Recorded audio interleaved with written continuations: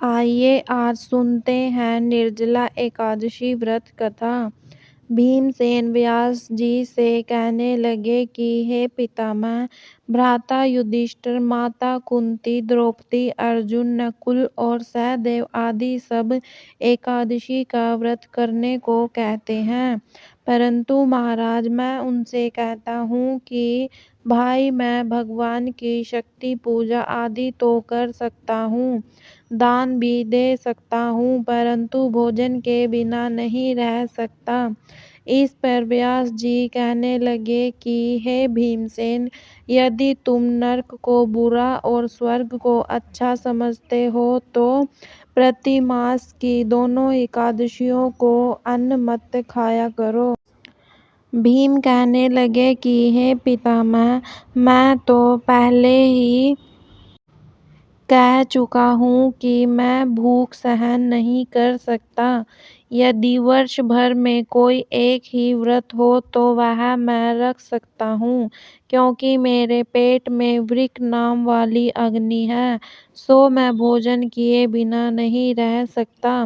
भोजन करने से वह शांत रहती है, इसीलिए पूरा उपवास तो क्या एक समय भी बिना भोजन किए नहीं रह सकता। अतः आप मुझे कोई ऐसा व्रत बताइए जो वर्ष में केवल एक बार ही करना पड़े और मुझे स्वर्ग की प्राप्ति हो जाए। श्री व्यास जी कहने लगे कि हे पुत्र, बड़े बड़े ऋषियों ने बहुत शास्त्र आदि बनाए हैं, जिनसे बिना धन के थोड़े परिश्रम से ही स्वर्ग की प्राप्ति हो सकती है। इसी प्रकार शास्त्रों में दोनों पक्षों की एकादशी का व्रत मुक्ति के लिए रखा जाता है। व्यास जी के वचन सुनकर भीमसेन नरक में जाने के नाम से भयभीत हो गए और काँप कर कहने लगे कि अब क्या करूं? मास में 2 व्रत तो मैं कर नहीं सकता। हाँ, वर्ष में एक व्रत करने का प्रयत्न अवश्य कर सकता हूँ। अतः वर्ष में एक दिन व्रत करने से यदि मेरी मुक्ति हो जाए तो ऐसा कोई व्रत बताइए। यह सुनकर व्यास जी कहने लगे कि हे वृषभ और मिथुन की संक्रांति के बीच ज्येष्ठ मास के शुक्ल पक्ष की जो एकादशी आती है उसका नाम निर्जला है। तुम उस एकादशी का व्रत करो। इस एकादशी के व्रत में स्नान और आचमन के सिवा जल वर्जित है। आचमन में 6 मासे से अधिक जल नहीं होना चाहिए, अन्यथा वह मद्यपान के सदृश हो जाता है। इस दिन भोजन नहीं करना चाहिए, क्योंकि भोजन करने से व्रत नष्ट हो जाता है।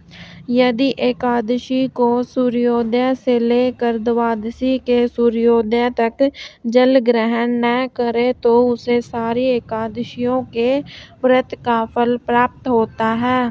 द्वादशी को सूर्योदय से पहले उठकर स्नान आदि करके ब्राह्मणों का दान आदि देना चाहिए। इसके पश्चात भूखे और सतपात्र ब्राह्मण को भोजन कराकर फिर आप भोजन कर लेना चाहिए।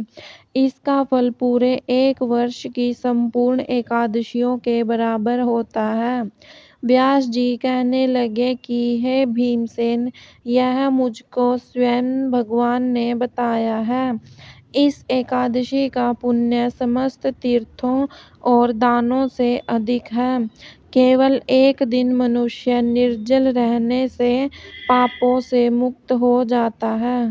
जो मनुष्य निर्जला एकादशी का व्रत करते हैं, उनकी मृत्यु के समय यमदूत आकर नहीं घेरते, वरना भगवान के पार्षद उसे पुष्पक विमान में बिठाकर स्वर्ग को ले जाते हैं। अतः संसार में सबसे श्रेष्ठ निर्जला एकादशी का व्रत है, इसीलिए यत्न के साथ इस व्रत को करना चाहिए। उस दिन ओम नमो भगवते वासुदेवाय मंत्र का उच्चारण करना चाहिए और गोदान करना चाहिए। इस प्रकार व्यास जी की आज्ञानुसार भीमसेन ने इस व्रत को किया। इसीलिए इस एकादशी को भीमसेनी या पांडव एकादशी भी कहते हैं।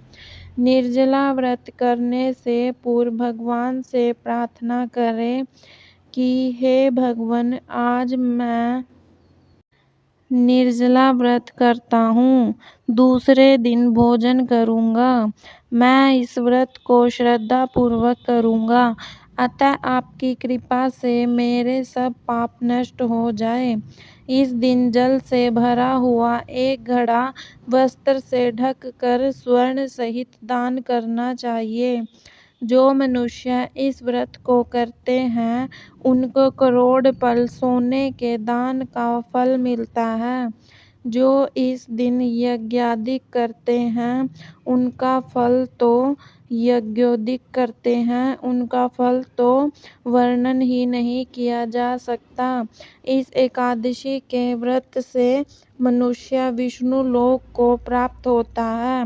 जो मनुष्य इस दिन अन्न खाते हैं वे चंडाल के समान हैं, वे अंत में नरक में जाते हैं।